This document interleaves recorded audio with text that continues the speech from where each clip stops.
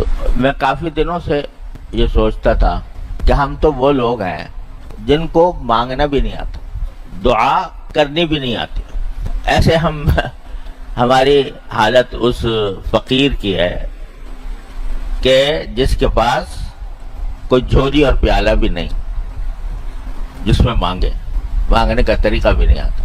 تو ایک مرتبہ حضرت حکیم الامت حضرت تھانوی رحمۃ اللہ علیہ یہی دعا کی فضیلت بیان فرما رہے تھے، اور اس میں یہ جملہ فرمایا کہ مانگنے والا چاہیے، دینے والے کے دینے میں کوئی کمی نہیں.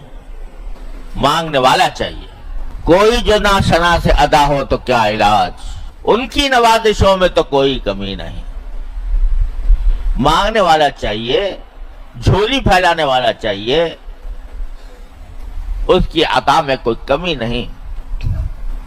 تو حضرت خواجہ حضرت الحسن صاحب مجذوب رحمۃ اللہ علیہ برابر میں بیٹھے ہوئے تھے، تو انہوں نے کہا حضرت کسی کے پاس جھولی بھی نہ ہو تو کیا کرے؟ جھولی بھی نہ ہو تو کیا کرے؟ یعنی مانگنا نہ آتا ہو تو کیا کرے؟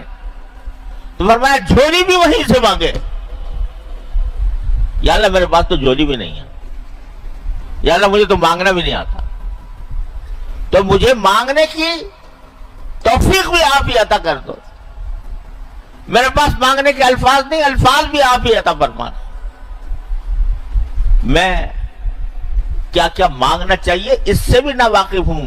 اتنا میں نادان ہوں، اتنا ناواقف ہوں کہ میرے بھلائی کی کیا چیز ہے وہ مجھے نہیں آتی، اس کو مانگنا نہیں آتا. تو اللہ وہ بھی مجھے سکھا دیجیے، وہیں سے مانگو. اور یہ سنت ہے نبی کریم سرور دو عالم صلی اللہ علیہ وسلم. کیا فرمایا؟ اللہم انی اسألک خیر المسئلہ وخیر الدعاء وخیر الاجابہ.